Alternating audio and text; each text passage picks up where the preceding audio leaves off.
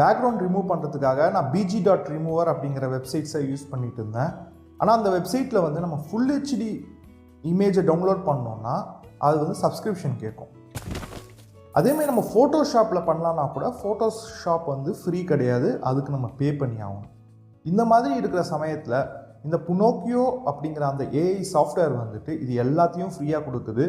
அது மட்டும் இல்லாமல் இந்த பிஜி ரிமூவரை தவிர்த்து வீடியோவில் இருக்கிற பேக்ரவுண்டை ரிமூவ் பண்ணுற ஃபீச்சராக இருக்கட்டும், இல்லை ஆடியோ வந்துட்டு நியூவாக க்ரியேட் பண்ணுற ஃபீச்சராக இருக்கட்டும், இந்த மாதிரி பல ஃபீச்சர்ஸ் இந்த புனோக்கியோ சாஃப்ட்வேரில் அடங்கியிருக்கு.